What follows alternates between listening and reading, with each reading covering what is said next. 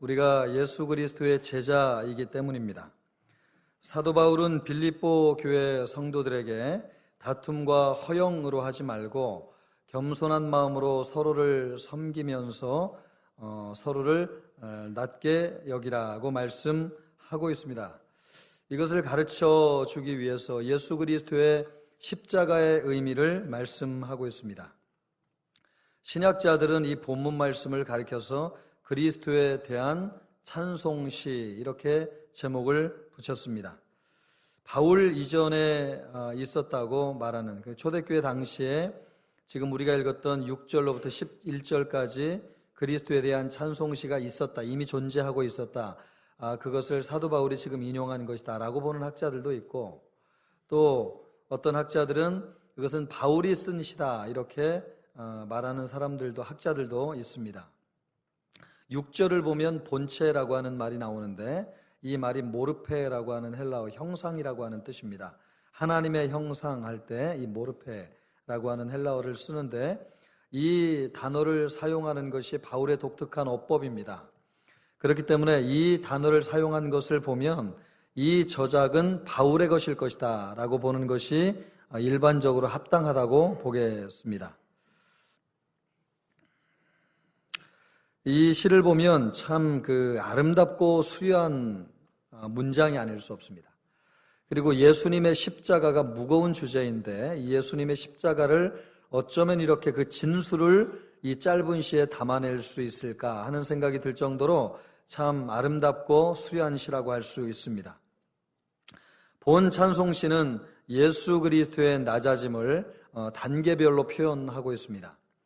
5단계 내지는 4단계로 해석하는 사람들도 있는데 우리는 본문의 흐름을 따라서 3단계의 낮아짐으로 이해하는 것이 적절하다고 하겠습니다.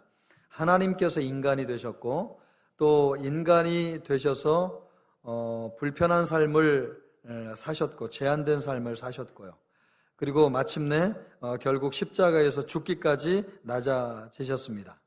그러니까 사도 바울은 이렇게 낮아진 예수님을 바라보면서 우리에게 예수 그리스도의 마음을 품으라, 이렇게 낮아진 예수님의 마음을 우리 안에 품으라고 권면하고 있습니다. 그러면 예수 그리스도의 마음이 무엇이겠습니까? 먼저 오늘 말씀을 보면 예수님의 마음은 자기를 부인하고 비우고 복종하는 마음이라고 할 수 있습니다. 예수님은 3단계에 걸쳐서 낮아지셨습니다. 첫 번째 단계가 자신을 부인하는 단계입니다. 그는 근본 하나님의 본체시나 하나님과 동등됨을 취할 것으로 여기지 아니하시고, 여기에서 이 본체라고 하는 말은요, 예수님께서 하늘에 계실 때 하나님의 본체셨다는 거죠.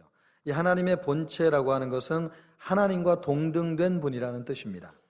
그러니까 예수님이 하나님 자신이라는 것이죠. 이 말을 오해해서 혹시 하나님이 그러면 이전에 육체를 가지고 있는 분인가? 그런 뜻이 아닙니다. 예수님이 하나님의 속성과 본질을 그대로 가진 분이시다라고 하는 것을 강조하는 말입니다. 그러므로 예수님은 하나님 자신이신 것이죠. 하나님이 전지전능하신 분입니까? 예수님도 그렇습니다. 하나님이 창조주이시고 구속주이시고 빛이시고 생명이시고 진리이십니까? 예수님도 그런 분이십니다. 그러나 예수님이 동등한 하나님이심에도 불구하고 하나님과 동등됨을 취할 것으로 여기지 않으셨다는 것입니다. 신약 성경에 보면 예수님이 이렇게 하신 것을 여러 번 볼 수 있습니다. 한 사람이 예수님께 와서 선한 선생님이여 묻습니다. 그 말을 듣고 예수님께서 아니 어찌하여 나를 선하다 일컫느냐, 하나님 한 분 외에는 선한 이가 없느니라. 예수님은 하나님이시기 때문에 선한 분이시죠. 그러나 하나님 한 분 외에는 선한 분이 없다고 하심으로 하나님과 동등됨을 취하지 않으셨다는 뜻입니다. 그리고 또 예수님께서 사단에게 시험을 받을 때에 하나님의 아들이면 돌이 떡덩이가 되게 하라고 유혹을 했지만 예수님이 얼마든지 그렇게 할 수 있는 능력이 있었지만 예수님이 그렇게 하지 않으셨습니다. 로마 병사들에게 붙잡혀 가실 때에도 12영이나 되는 하늘의 군대를 동원하여서 군사를 물리칠 수 있으셨지만 예수님이 그렇게 하지 않으셨습니다. 하나님과 동등됨을 취하지 않으셨기 때문에 그렇습니다. 또 지나가던 사람들이 십자가에 매달린 예수님을 보면서 네가 정말 하나님의 아들이면 당장 내려와서 너 먼저 스스로를 구원해봐라, 그렇게 이야기하였습니다. 예수님은 하나님 자신이시기 때문에 얼마든지 십자가에서 내려오셔서 스스로를 구원하실 수 있지만 그렇게 하지 않으셨습니다. 하나님과 동등됨을 여길 것으로 취하지 않으셨기 때문에 그렇습니다. 예수님은 이 땅에 계실 때에 하나님의 자리에 앉지도 않으셨고 또 자신이 가지고 있는 능력으로 하나님됨을 증명하지도 않으셨습니다. 하나님과 동등하게 여겨지는 것을 거부하셨기 때문에 그렇습니다. 이것이 여러분 얼마나 어려운 일인지 부잣집에서 나고 자란 사람은 잘 알고 있습니다. 어릴 때부터 한상 잘 차려서 먹었던 사람은요, 집안이 망해도 산의 진미를 찾게 되어져 있습니다. 돈이 없어도 좋은 옷을 입을 수 있고 또 고기 반찬이 상에 올라오지 않으면 숟가락을 들지 않습니다. 부자였던 사람이 가난하게 산다고 하는 게 그 정도로 참 어려운 문제입니다. 그런데 여러분, 하늘의 영광을 누리신 하나님께서 그 영광을 버리고 이 땅에 오신다고 하는 것이 참 어려운 이야기죠. 그러나 예수님은 그렇게 하셨습니다. 하나님의 자리에서 내려오셨습니다. 하늘에서 땅으로 내려오시고 또 주인의 자리에서 종의 자리로 내려오시고 생명의 자리에서 죽음의 자리로 내려오셨습니다. 하나님의 신분을 다 포기하신 것입니다. 이것이 예수님이 첫 번째 자기 자신을 부인함으로 내려오신 단계입니다. 두 번째 단계는 무엇입니까? 두 번째는 자기를 비우는 단계입니다. 오히려 자기를 비워, 그렇게 이야기하고 있잖아요, 성경이. 오히려 자기를 비워 종의 형체를 가져 사람들과 같이 되셨고, 하나님의 자리에서 내려오는 것도 참 어려운 일인데 예수님은 자신을 비우셨습니다. 자기를 비웠다고 하는 것은 신성을 가지신 예수님께서 하나님의 특권과 하나님의 권리를 포기하셨다라고 하는 말입니다. 그래서 인간의 가난한 처지에 참여하게 되셨습니다.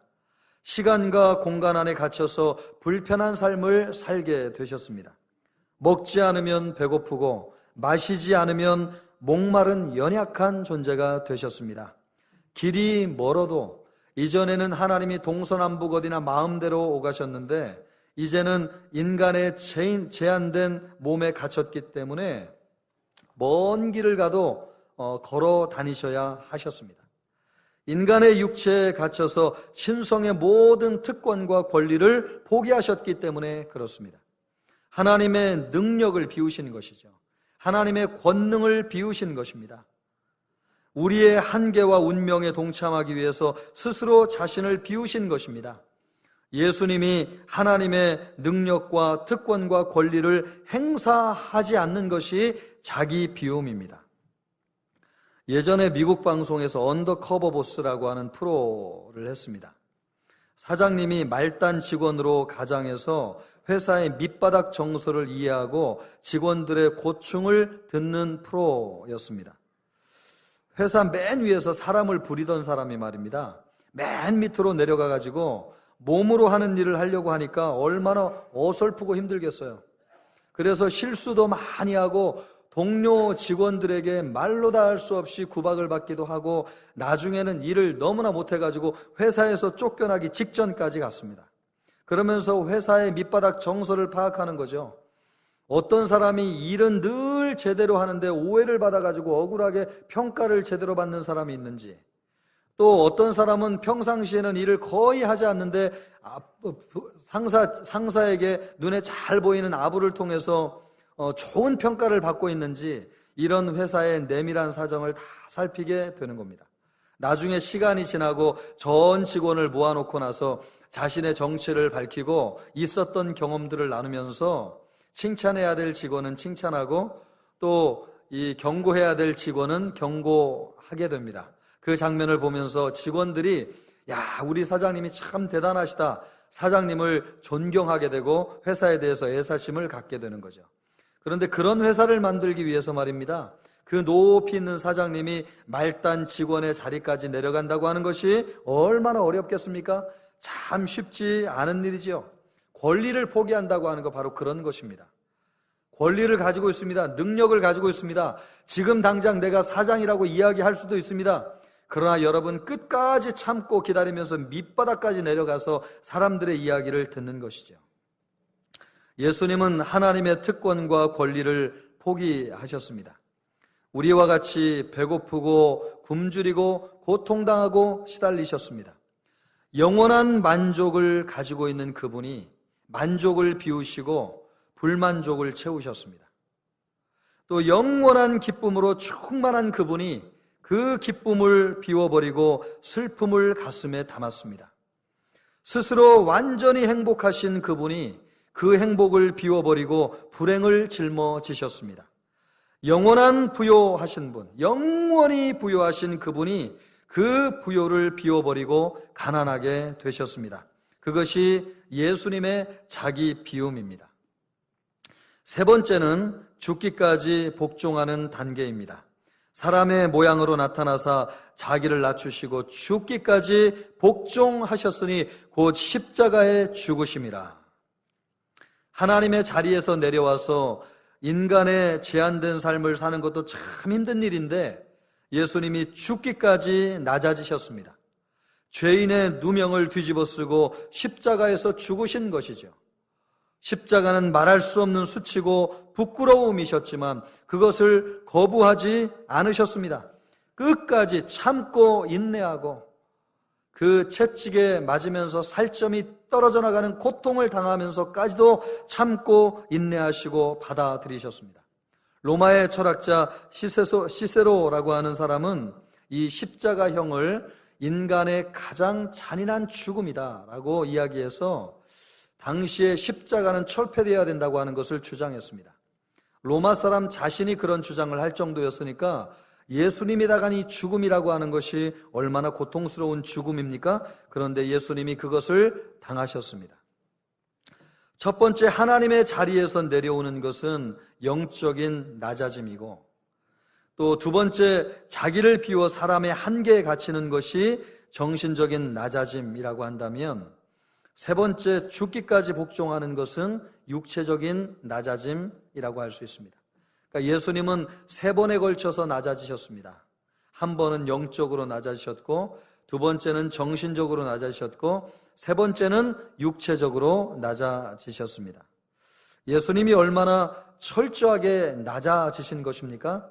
우리는 그냥 하늘에서 하나님이 인간이 되셨다라고 생각하지만 바울이 십자가를 우리에게 계시의 말씀을 통해서 놀라운 사실을 가르쳐주고 있는데, 예수님이 인간이 되시고 죽은 것은 여러 단계에 거쳐서 예수님이 낮아지신 것이다 라고 말씀하고 있다는 것이죠. 바울이 이 말씀을 우리에게 가르쳐주지 않았다고 하면 예수님의 십자가의 의미를 우리가 깨닫지 못했을 것입니다. 우리는 예수님의 십자가를 짊어지고 예수님을 따라야 된다는 이야기를 하지 않습니까? 그 예수님을 따른다는 의미가 뭐예요? 이와 같이 낮아진다는 것이죠. 우리의 자리에서 내려오는 것입니다.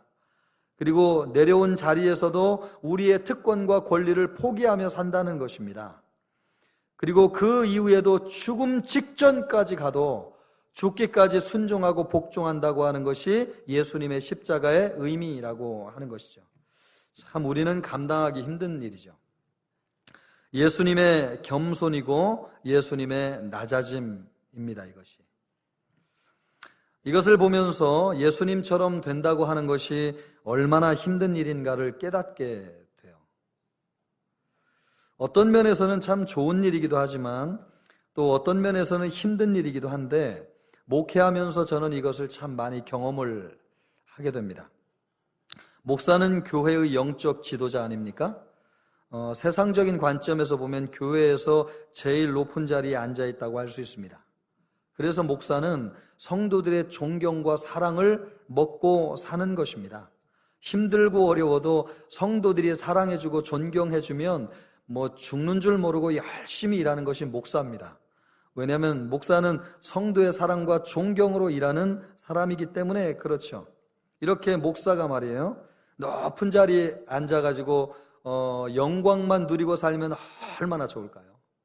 그리고 좋은 것만 보면서 사람의 존경과 사랑만 받을 수 있다고 하면 얼마나 좋을까요?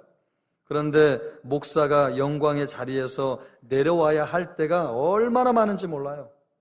예전에는 목사가 존경을 받았지만 지금은 사람들에게 존경받지 않습니다. 그냥 그저 평범한 사람의 한 사람 정도로 취급을 받고 있습니다. 목사도 사람인데 뭐 목사라고 별 수 있어? 이런 말을 들으면 참 힘들고 괴롭기가 그지없어요.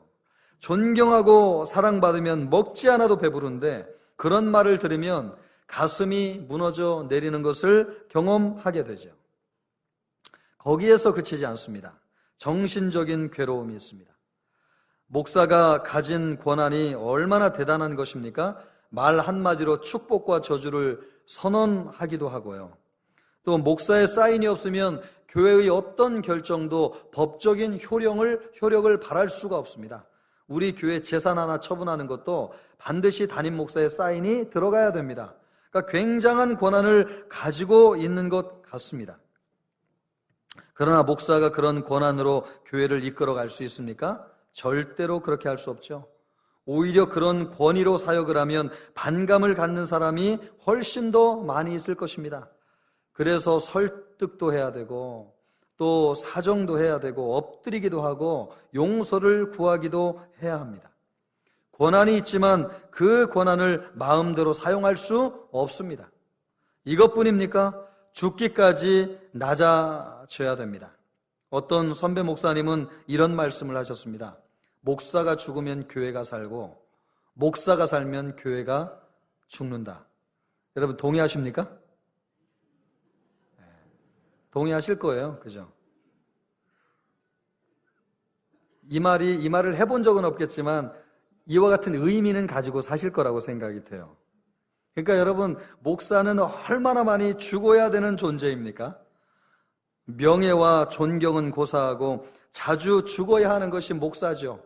매일매일 기도할 때마다 하나님 살려주십시오. 하나님 은혜를 주시옵소서. 이것이 주로 대부분 목사가 하는 기도 같아요. 어찌 보면 멸시천대 십자가는 내가 지고 가오리다. 신학교 다니면서 이 찬송 참 많이 불렀는데 이 기도가 정말 이 찬송가 가사가 진짜구나. 이거 우리 선배 목사님들이 허투루 가사를 붙인 것이 아니구나 라고 하는 것을 절감할 때가 참 많이 있습니다.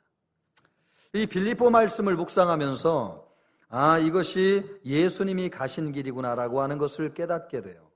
그래, 한편으로 참 목사로 하나님을 섬기고 교회를 섬긴다고 하는 것이 주님의 길을 간다는 관점에서 참 좋은데 이것이 참 고달픈 길이니까 달가운 것은 아니에요. 꼭 예수님의 심정이 느껴져요. 이 산을 내게서 피해가게 하시옵소서. 이런 기도를 하고 싶을 때가 있어요.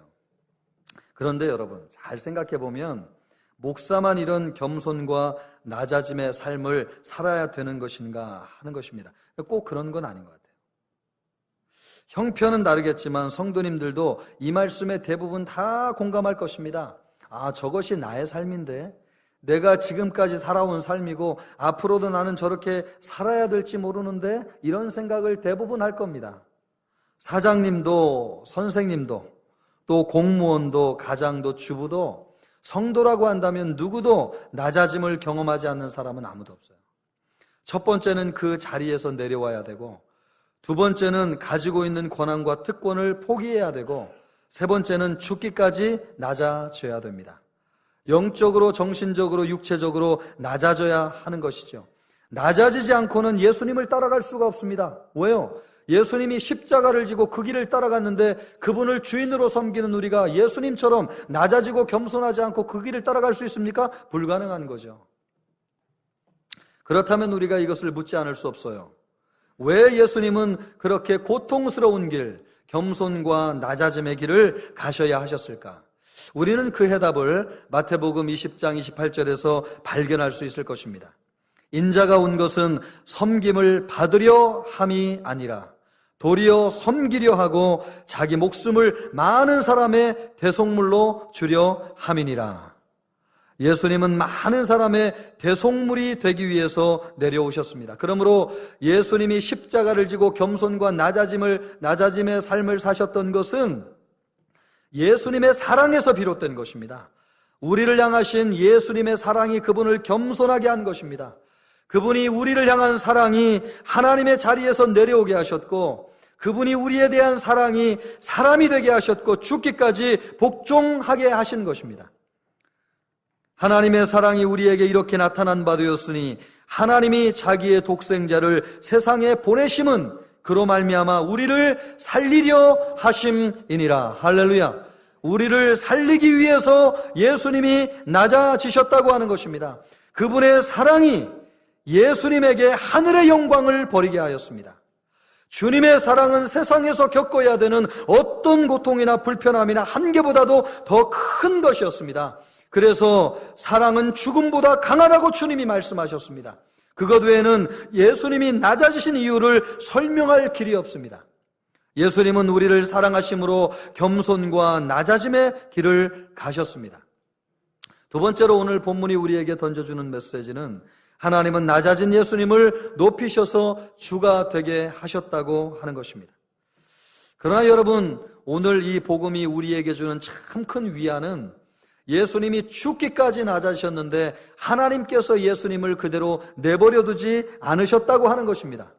하나님이 예수님을 높여주셨습니다. 9절로부터 11절까지 말씀을 보면 이렇게 기록되어 있습니다. 한 목소리로 읽습니다.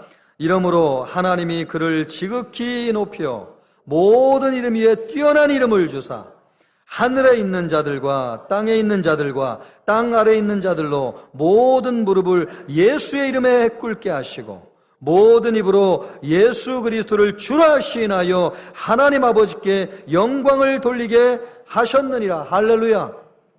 우리는 여기서 하나님이 하신 놀라운 일을 발견할 수 있습니다.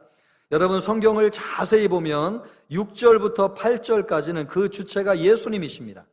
예수님이 스스로 친히 인간이 되셨습니다. 그리고 하늘의 영광의 자리에서 내려오셨습니다. 그리고 스스로 죽기까지 복종하셨습니다. 그 일을 누가 하셨느냐? 예수님 자신이 하셨어요. 예수님이 그것을 선택하셨어요. 예수님이 그것을 결정하셨어요. 주체가 예수님이세요. 그런데 9절로부터 11절까지 보면 그 일을 행하신 주체가 하나님이라고 하는 것을 알 수 있습니다. 모든 무릎이 예수 그리스도에게 꿇게 하신 분이 누구냐? 하나님이세요. 예수 그리스도를 죽음 가운데 살리신 분이 누구냐? 하나님이세요. 그리고 그가 주가 되게 하심으로 모든 인류가 그에게 예배하게 하심으로 하나님에게 영광을 돌리게 하신 분이 누구냐? 바로 하나님이세요. 낮아지는 것은 예수님이 하셨지만 높아지게 하시는 것은 누가 하셨다고요? 하나님이 하셨어요. 예수님이 낮아지니까 하나님이 그분을 높이셨습니다.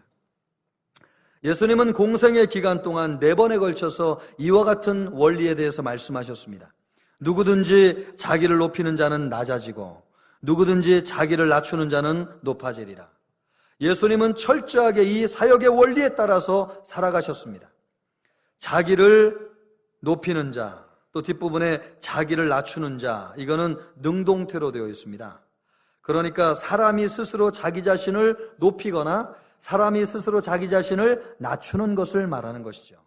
그런데 그 뒤에 나오는 낮아지고 높아지리라고 하는 동사는 수동태로 되어져 있습니다. 그러니까 하나님께서 낮추시고 하나님이 높이신다는 것입니다. 사람이 스스로 자기 자신을 높이면 하나님이 그를 낮추시는 것이고, 또 사람이 스스로 자기 자신을 낮추면 하나님이 그 사람을 높이신다는 말씀입니다. 예수님은 철저하게 하나님이 높이실 때까지 낮아지셨습니다. 하늘에서 땅으로 내려오시고 또 땅에서도 모든 권리와 특권을 포기하셨습니다. 나중에는 십자가에서 죽기까지 낮아지셨습니다. 예수님이 스스로 자기 자신을 낮춘 것입니다. 이런 예수님을 하나님은 최고로 높이셨습니다. 처음에는 땅에서 죽음에서 일으키셨고요. 또 두 번째로는 그의 이름을 모든 이름 위에 뛰어나게 하셨고요. 세 번째는 하늘로 올리셔서 만왕의 왕이 되게 하시고 만유의 주가 되게 하셔서 경배의 대상으로 높여주셨습니다. 낮아진 만큼 높아진 것입니다. 아니, 그 이상으로 하나님이 예수님을 높이셨습니다. 하나님이 예수님을 통해서만 영광을 받으시는데 예수님을 주라고 시인할 때 영광을 받으시겠다고 말씀하셨습니다. 하나님의 영광을 위해서 우리가 살기로 늘 결심하는 것 아닙니까? 그런데 하나님이 못 박으셨어요. 너희가 하나님의 영광을 드러내는 길이 무엇인지 아느냐? 예수 그리스도를 주로 시인하는 것이다. 예수님을 주로 시인하는 것이 하나님에게 최고의 영광을 올려드리는 것이라고 주님이 스스로 규정하셨어요. 왜요? 죽으신 예수님을 일으키신 예수님을 하늘로 올리셔서 경배의 대상이 되게 하셨기 때문에 그렇습니다. 하나님이 그렇게 하신 이유가 뭐예요? 낮아진 예수님을 높이기 위함이셨습니다. 할렐루야. 철저하게 낮아진 예수님을 하나님이 높이셨습니다. 그러므로 더 이상 이제 십자가는 수치의 상징이 아니에요. 십자가는 승리와 영광의 상징이에요. 또 이 십자가가 우리에게 바라보게 하시는 게 무엇입니까? 낮아진 사람은 하나님이 높이신다고 하는 결정적인 증거예요. 할렐루야. 십자가는 예수 그리스도를 통해서 수치를 영광으로 바꾸시고 낮아짐을 영광의 자리로 올려주시는 하나님의 증거라고 할 수 있습니다. 오늘 우리가 이 말씀을 들으면서요, 예수님이 십자가의 낮아짐과 겸손을 통해서 우리에게 도전하고 있는 말씀이 무엇일까요, 여러분? 우리를 위하여 자신을 희생하신 예수 그리스도를 바라보라는 것입니다. 예수님이 우리를 위해서 얼마나 그분이 밑바닥까지 가시는 대단한 일을 하셨는지, 얼마나 큰 희생을 하셨는지 그거를 바라보라고 하는 것입니다. 할렐루야. 사랑하는 성도 여러분, 예수님의 십자가를 바라보면서 그분이 우리를 위해서 얼마나 대단한 일을 하셨는지를 바라볼 수 있기를 바랍니다. 하늘의 영광을 버리셨습니다. 하늘의 자리에서 내려오셨습니다. 사람이 되셔서 참 불편한 삶을 사셨습니다. 하나님의 특권을 포기하셨습니다. 한 영혼을 찾기 위해서 먼지를 뒤집어 쓰시고 이 동네 저 동네 온 동네를 돌아다니셨습니다. 잃어버린 영혼을 찾기까지 쉬지 않으셨습니다. 식사도 제대로 하지 못하고 사역을 하셨습니다. 그렇다고 좋은 이야기를 들은 것도 아닙니다. 멸시, 천대, 비난과 모욕을 당하셨습니다. 억울하게 십자가에서 죽기까지 하셨습니다. 그래도 예수님이 변명하지 않으셨습니다. 도살당할 양처럼 아무 말 없이 그 길을 묵묵히 걸어가셨습니다. 여러분은 우리를 위해 한없이 낮아진 예수님을 삶의 모든 영역에서 주인으로 시인하고 있습니까? 하나님께서는 예수 그리스도를 주로 시인하여 영광을 받으시겠다고 말씀하셨는데 우리는 삶의 모든 영역에서 이 예수 그리스도를 주라고 시인하며 높여드리고 있습니까? 예수님의 이름 앞에 무릎을 꿇고 그분을 높이고 계십니까? 하나님은 예수님을 통하여 영광을 받으신다고 하셨습니다. 하나님은 모든 무릎을 예수님께 꿇게 하시겠다고 말씀하셨습니다. 여러분은 누구에게 무릎을 꿇고 있습니까? 여러분은 누구를 경배하고 있습니까? 예수님께 무릎을 꿇으십시오. 예수님을 섬기고 예배하십시오. 여러분은 예수님을 그렇게 예배하고 높여드리고 있습니까? 예수님을 최고로 힘있게 찬양하시기를 바랍니다. 온 마음과 정성을 다하여서 우리 하나님께 감사하시기를 바랍니다. 최선을 다해서 그분의 이름을 높여드리기를 바랍니다. 그렇게 할 때에 하나님이 영광을 받으시겠다고 말씀하셨습니다. 받은 은혜는 돌에 새기고 베푼 은혜는 모래에 새기라고 하는 말이 있습니다. 예수님께 받은 은혜는 돌에 새기고 마음에 새겨도 부족할 것입니다.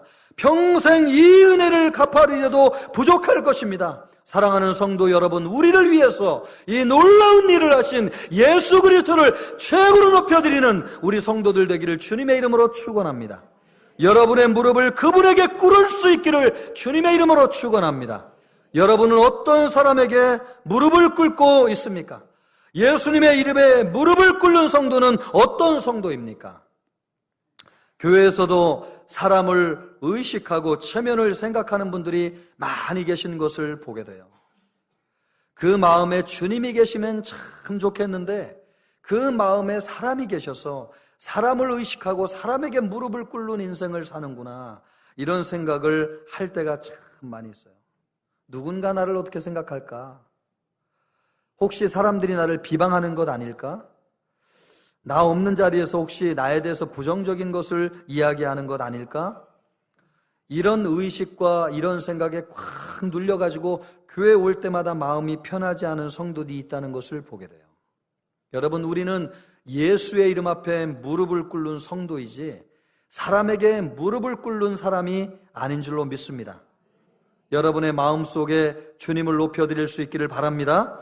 오직 예수님에게만 무릎을 꿇을 수 있기를 바랍니다. 주님만 경배하고 찬양하기를 바랍니다. 그래서 우리 교회, 온 교회 예수 그리스도만 높여져서 예수 그리스도 그늘 아래서 모든 사람이 하나 되는 정말 주님이 꿈꾸시는 교회가 우리 교회에서 이루어질 수 있기를 주님의 이름으로 축원합니다. 여러분, 세상에서도 여러분은 누구에게 무엇에 무릎을 꿇고 있습니까? 세상적인 가치관에 무릎을 꿇고 있지 않나요? 또 지역 정서에 무릎을 꿇고 있지 않습니까? 돈에 무릎을 꿇거나 직장 상사에게 무릎을 꿇거나 진급에 무릎을 꿇고 있지 않습니까? 이것이 우리에게 큰 위력입니다. 우리를 무릎 꿇게 하는 만든다고 하는 사실은 분명한 것 같아요.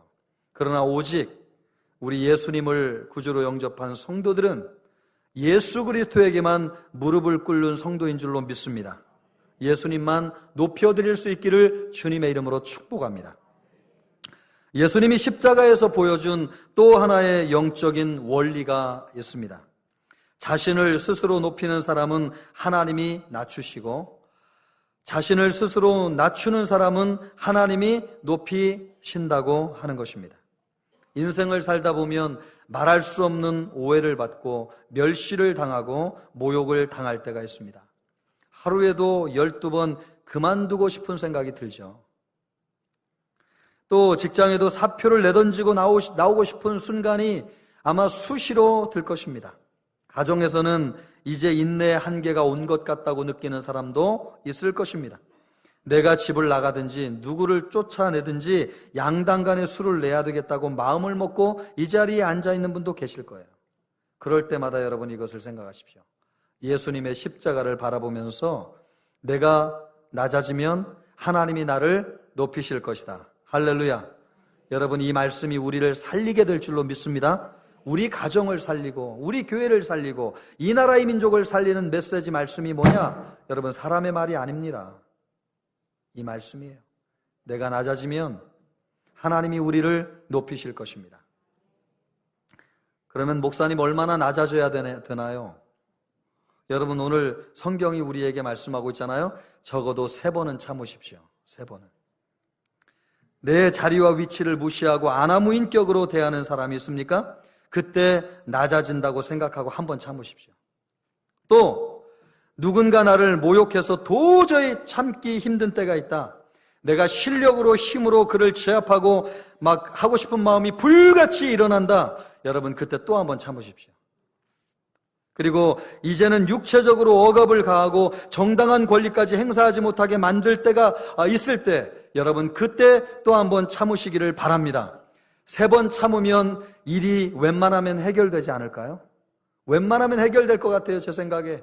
그러나 이렇게 해결되지 않는다 할지라도 여러분, 언제까지 참아야 된다고 주님이 우리에게 말씀하고 있습니까? 하나님이 우리를 높이실 때까지 참으라고 말씀하고 있습니다. 하나님이 우리를 높이실 때가 있다는 거예요. 참 힘들고 어려운 일입니다. 그러나 예수님의 십자가를 바라보는 성도라고 한다면 내가 낮아지면 주님이 나를 높이실 것이다. 이 믿음을 가지고 있는 성도는 참게 될 줄로 믿습니다. 죽음 직전까지 갈 때 가서라도 주님이 우리를 높이시는 시점이 있다고 하는 것을 믿고 다시 일어나게 될 줄로 믿습니다. 이 말씀을 들으면서 꼭 여러분에게 당부하고 싶은 것은 저 말씀을 전하고 있는 목사가 해야 될 일인데 라고 생각하지 않기를 바랍니다. 할렐루야. 예. 목사가 죽어야 되는데 저도 나름대로 열심히 죽고 있습니다. 우리 성도들 여러분, 이것을 다 적용할 수 있기를 바라요. 가정에서 참으십시오, 여러분. 직장에서 인내하십시오. 3번은 참으시고 결론이 안 나면 그때 결정을 하더라도 여러분 3번은 참으실 수 있기를 바랍니다. 그러면 주님이요, 우리의 삶을 새롭게 하실 것이라고 믿어요. 한없이 낮아지면 한없이 존귀하신 주님이 우리를 높여주시는 그날이 반드시 우리에게 도래하게 될 것입니다.